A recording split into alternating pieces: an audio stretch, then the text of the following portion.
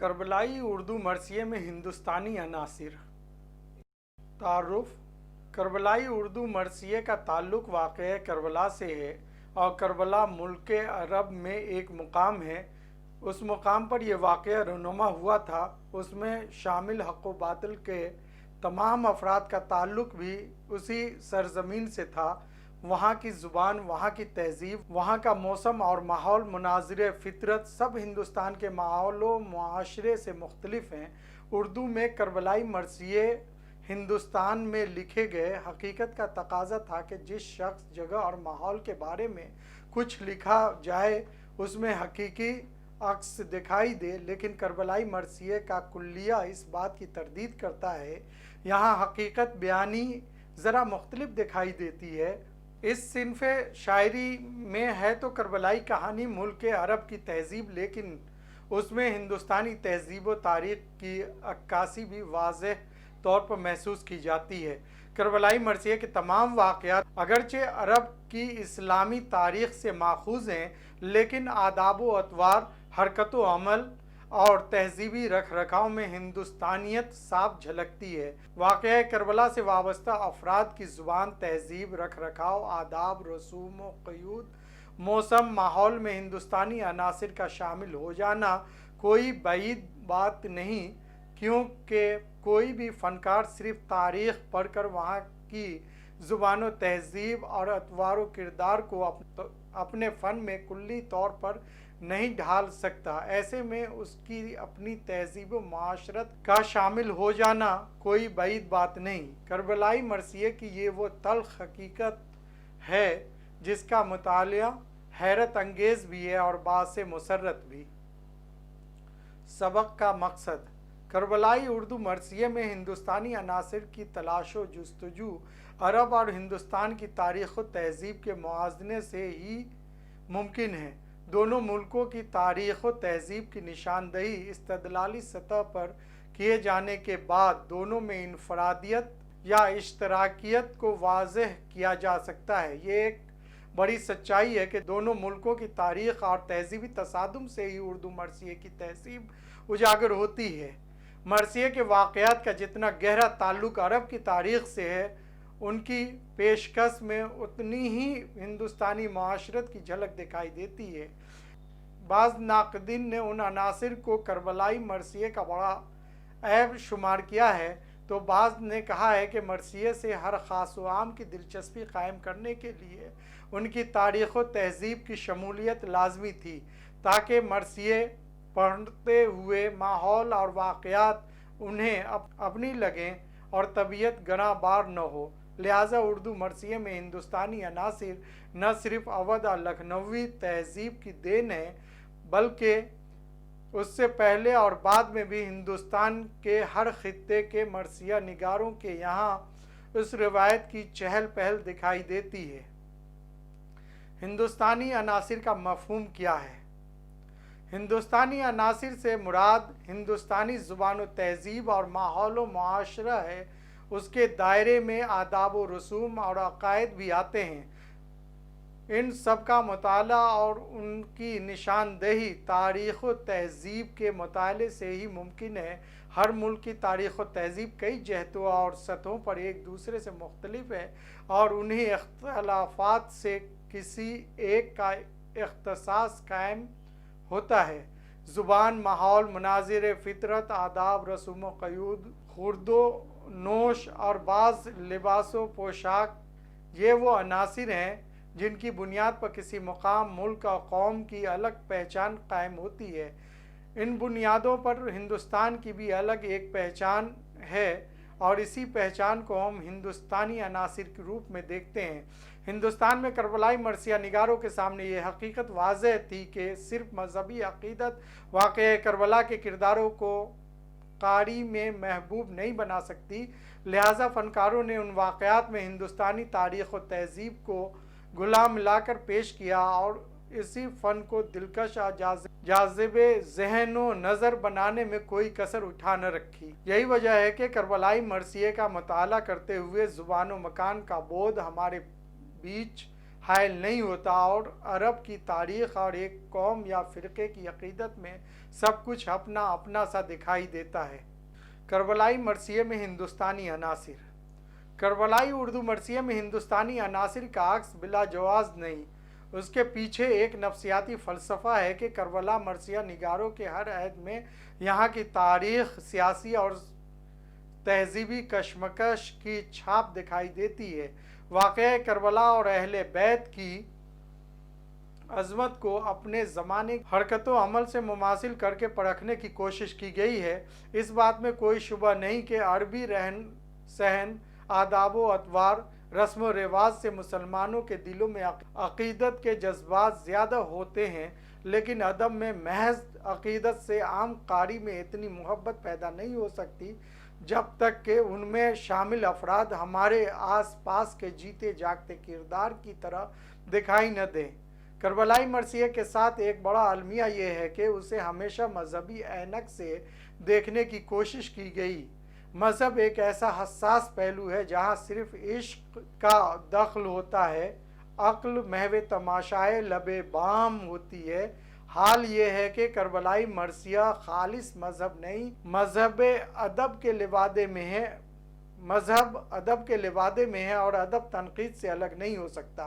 करबलाई मरसिये का मुताला कीजिए तो साफ जाहिर होता है कि फ़नकारों ने करबला की तारीख़ का मुताला तो किया है, उसमें निजी फ़िक्र और तख़य्युल को अदब के दायरों में ही परवान चढ़ाया है। बकौल गोपीचंद नारंग, कोट, वाक़या यह है कि शायर अपनी मालूमात तारीख़ी वाक़यात से अख़ज़ करता है, लेकिन वहाँ से उसे महज हक़ाइक़ का एक चौखटा मिलता है, महज चंद लकीरें या सिर्फ एक बुनियाद। अदब इस बुनियाद पर तख्लीक का ऐवान तामीर करते हुए शायर एक दूसरी ही दुनिया में आ जाता है, तख़य्युली दुनिया में।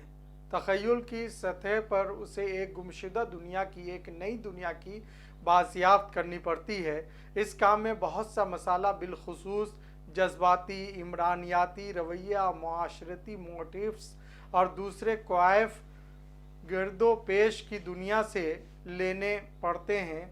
शऊर तो सिर्फ तारीख़ी वाक़यात की मंतिक को जानता है, जबकि लाशऊर के पुरअसरार ख़ज़ानों से वो अनगिनत चीज़ें आती हैं जो किसी भी समाज के जज्बाती रवैयों, उफ्ताद तबा और मिजाज की तश्कील करती हैं। अनकोट। अदब और फ़न की नफ्सियात यह है कि कारी या सामे फ़न में अपनी दुनिया की जलवागरी ढूंढता है और फ़न में जहाँ तहतो शऊर और लाशऊर से रब्त होता है तो उनका फ़न ज़्यादा मुतासिर कुन साबित होता है। हर अहद में करबलाई मरसिया निगारों के सामने यही हकीकत कार फरमा रही है।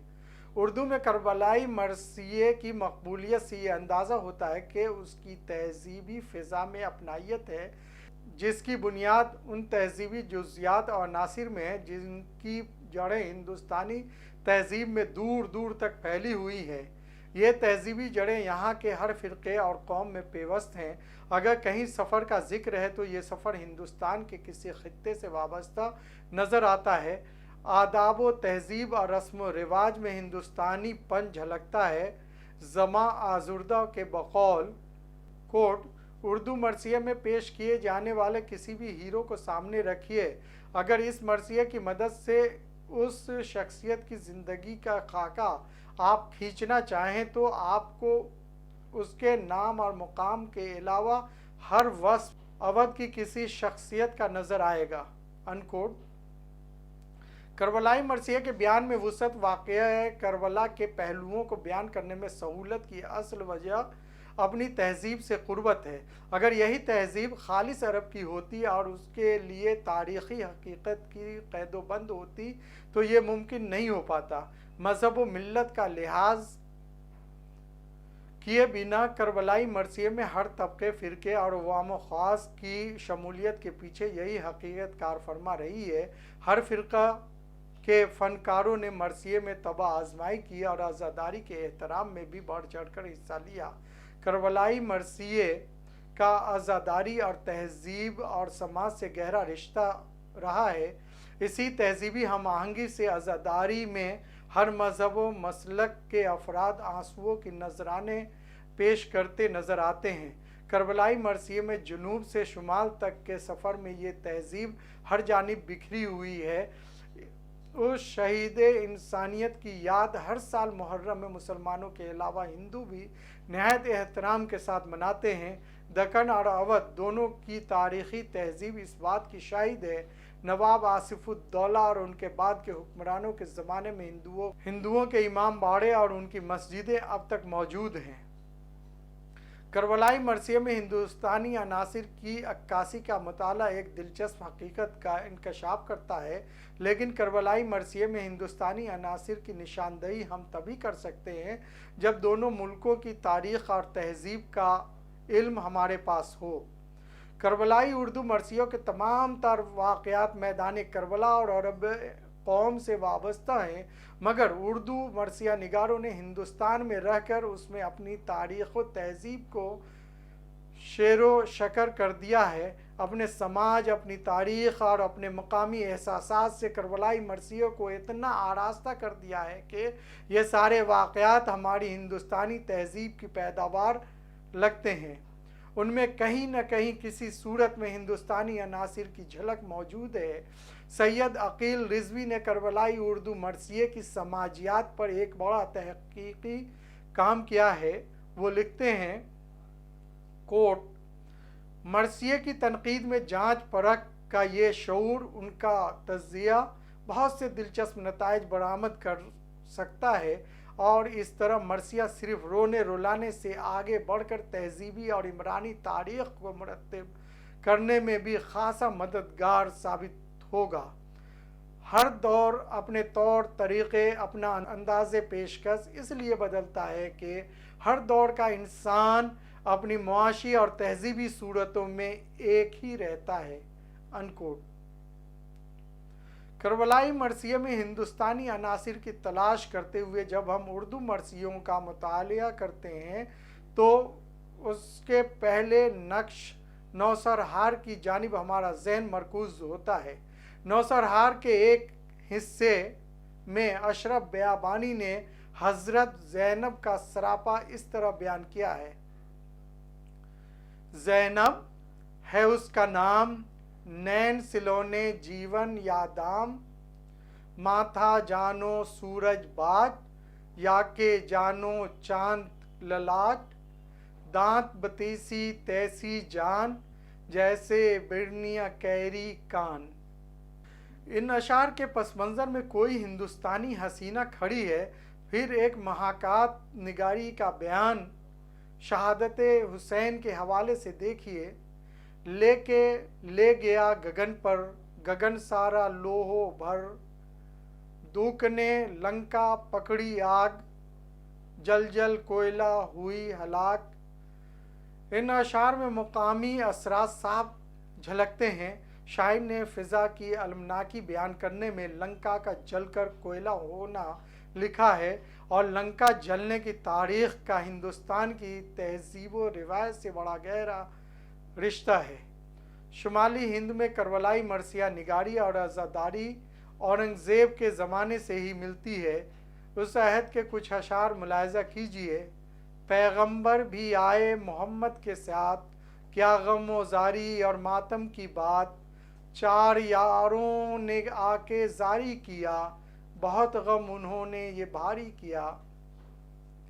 अज़ादारी की रिवायत जिसमें हर फ़िरक़े के लोग शामिल हों, हिंदुस्तानी तहज़ीब की देन है। करबल कथा हालांकि नसरी किताब है, लेकिन उसमें फ़ज़ली ने अपने कई शेरी मरसिये शामिल किए हैं जिनमें हिंदुस्तानी अनासिर बखूबी पाए जाते हैं। गोलकंडा और बेजापुर के दौरे मुग़लिया में हाशिम अली बुरहानपुरी एक अहम करबलाई मरसिया निगार तस्लीम किए जाते हैं। 1621 ईस्वी तक उनकी शोहरत चार दांगे आलम में फैल चुकी थी।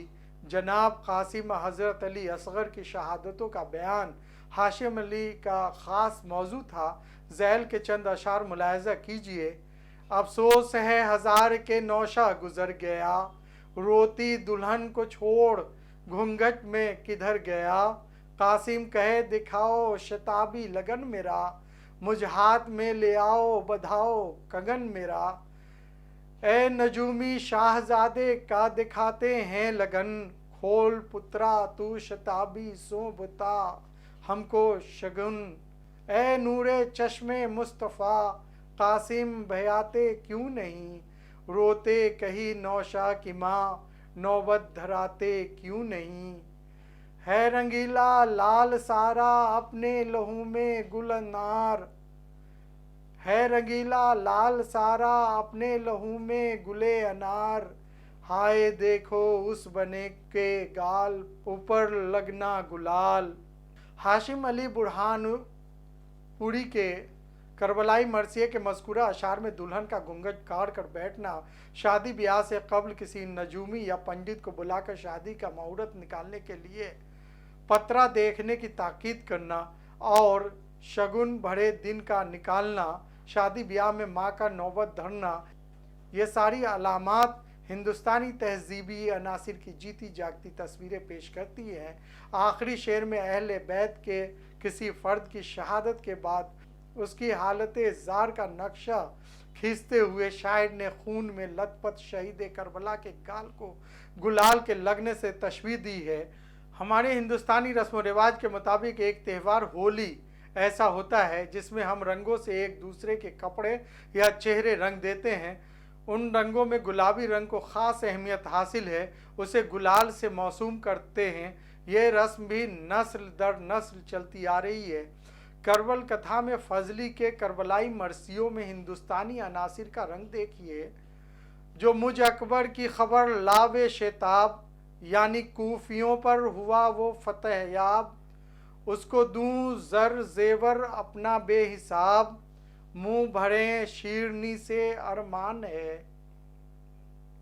ए मुबारक दर अगर तुझ में है फेर, जीवता आवे मेरा अकबर सा शेर, तुझको दूं संदल के छापे हो दिलेर, दिल मेरा ये आरजू ख़्वाहान है। ऊपर के अशार में हिंदुस्तानी ममता की दिलकश तस्वीर देखी जा सकती है। शहर बानों के जज्बात का बयान इन अशार में फजली ने खूबसूरती के साथ किया है। ये सब हिंदुस्तानी तहजीबी अनासिर हैं। किसी खुशखबरी के बाद मुखबिर का मुँह शीरनी से मीठा कराना भले ही और तहजीबों में और जगहों पर होता हो, लेकिन ये रंग हिंदुस्तानी तहजीब की एक अनोखी शान है। यहाँ संदल के छापे भी हिंदुस्तानी और हिंदी तहजीब को उजागर करते हैं। शुमाली हिंद में मिस्कीन एक ऐसा करबलाई मरसिया निगार है जिन्होंने ज़्यादातर अपने मरसियों में बैन के मज़ामीन नज़्म किए हैं। रुखसत और शहादत का जिक्र भी है। मजलूमी की कैफियत देखिए। जबकि कासिम ने पहन गले में शहाना बागा, बांधे सर सेहरा चला ब्याह ने शब का जागा, मौत की आँख में क्या खूब ये नौशा लागा, होके खुश वक्त लगी कहने बधावा गागा, ये शहादत की तुम्हें आन मुबारक बाशद, शादिये मर्ग मेरी जान मुबारक बाशद। ऊपर के बंद में खुशी के वक्त बधावा गाने की रस्म हिंदुस्तानी रिवायत का एक अटूट हिस्सा है। महब ने उर्दू करबलाई मरसिए में सकीना का जिक्र यूँ किया है। बाप की ले करबला पूछी सकीना आह मार, आज क्या है मिल गले सबके जो होते हो सवार, नहीं कोई पैदल जुलूमे न ही पीछे कोई सवार, कहाँ चली है तुझ बनी जावे की असवारी चढ़ी। यहाँ बलाए लेने की हिंदुस्तानी तहजीब काबिल गौर है। सौदा ने भी अपने करबलाई मरसियों में समाज के ताने बाने की जड़ें तलाश की। मौज़ूआत के एतबार से हज़रत कासिम की शादी उनके मरसियों में सबसे ज़्यादा मरकज़ तवज्जो बनी रही है। मीर तकी मीर का मरसिया कासिम की शादी उस दिन रचाई में हिंदुस्तानी शादी की रस्में बारात, सेहरा, आरसी, मसहफ़, लगन धरना और नेग वगैरह की रस्में खालिस हिंदी अनासिर उजागर करती हैं। شمالی ہند میں دہلی کے بعد کربلائی مرثیے کی محفل اودھ اور لکھنؤ میں آراستہ ہوتی ہے۔ ان میں گدا، حیدری، افسردہ اور سکندر کے مرثیوں میں بھی بعض نقوش ملاحظہ کیجیے۔ جب حنا بندی کی آئی رات مہر و ماہ کی، بانو بی بی سکینہ مہدی کے ہمراہ کی، لے کے آرائش گئی جب سالی اس نوشاہ کی، مہدی ہاتھوں میں لگا قاسم بننے کے بیاہ کی، بولی کیوں غمگین بیٹھے بھائی تم ہو شاد آج، بیاہ کی مہندی لگی ہے لو مبارک باد آج۔ یہاں ہندوستانی عناصر میں ہاتھوں پہ مہندی لگانا، بہنوں سے مبارکباد قبول کرنا، بہنوں کو نیک دینا اور پوری طرح سج دھج لینے کے بعد نوشاہ کا کھڑے ہو کر اپنے خیش و اقارب کو سلام کرنا خالص ہندوستانی رسوم کی علامتیں ہیں۔ احسان اپنے ایک مرثیے میں صغرا کے ایک قاصد کا مدینے سے کربلا خط کے پہنچانے کا ذکر کیا ہے۔ ملاحظہ کیجئے، قاسم کی جا کے لاش اوپر پھر وہ غم زدہ، گھٹنوں کو ٹیک بیٹھ گیا کہنے یوں لگا، نوشاہ اپنے منہ سے صحرا ذرا اٹھا، صغرا کا نام آیا ہے اس میں ہے یہ لکھا، بیاہ جو تم نے کیا وہاں اے حسن کے پوت، نیگ میں لینے آؤں گی منہ پر ملے بھبوت۔ کربلائی مرثیہ نگاری کے دور عروج میں فصیح نے کربلائی مرثیوں میں بیشتر غم و اندوہ کی فضا قائم کرنے کی کوشش کی ہے۔ امام حسین کا مدینے سے سفر، حضرت علی اکبر کی اجازت طلبی، کوفے میں پیسران مسلم کی شہادت اور شام کی طرف قافلے کی روانگی کو موصوف نے مؤثر ڈھنگ سے پیش کیا ہے۔ فصیح نے ان افراد کے احساسات و جذبات کی ترجمانی میں ہندوستانی عورتوں کے لب و لہجے اور نفسیاتی رد عمل کو ملحوظ رکھا ہے۔ شادی بیاہ کی رسمیں، بدشگونی کے تصورات، سہاگ کی نشانیاں خالص ہندوستانی تہذیبی عناصر کی نشاندہی کرتے ہیں۔ ان ہندی عناصر میں بعض رسوم و روایت محل نظر ہیں۔ نوشاہ قاسم کی لاش میدان کربلا سے خیمے میں لائی جاتی ہے۔ اس وقت شہر بانو کہتی ہے کدھر دلہا کی ماں جاؤ ذرا جلدی بلاؤ، خون میں ڈوبا ہوا صحرا اسے دلہا کو دکھاؤ، میری شہزادی کو یہاں ہاتھ پکڑ کر لے آؤ، لوگو منہ کھول دو سر کھول دو، گھونگھٹ کو اٹھاؤ، رانڈ ہوتی ہے بنی آنکھوں سے کاجل پوچھو، خاک ماتھے پہ ملو مانگ سے سندل پوچھو۔ شادی بیاہ کی ایسی ہندوستانی رسمیں اور علامات بہت سی ہیں جو فصیح کے کربلائی مرثیوں میں دیکھنے کو ملتی ہیں۔ میر ضمیر کے یہاں ہندوستانی عناصر کی جھلک ملاحظہ کیجئے۔ سب مل کے میرے لال کو اس وقت جگاؤ، لڑ بھڑ کے یہ آیا ہے سو منہ ہاتھ دھلاؤ، گرمی سے نہ غش ہو کہیں خوشبو تو سنگھاؤ، سو لاؤ ذرا ہاتھ کو اور پیر دباؤ، ہے سرخی پاں خون جو ہونٹوں پہ جمع ہے، اس طرح کا مردہ کہیں پر نور سنا ہے۔ گرمی کی شدت اور کسی اہم مارکے سے لوٹنے کے بعد ہندوستانی تہذیب کا یہ اخلاقی پہلو ہے کہ محض ایسے شخص کے ہاتھ پیر دھلائے جائیں، پیر دبائے جائیں، پانی پیش کیا جائے۔ دوسری بات یہ کہ خون سے بھرے ہونٹوں کی سرخی کو پان کھانے سے تشبیہ دینا خالص ہندوستانی تہذیب کی عکاسی ہے۔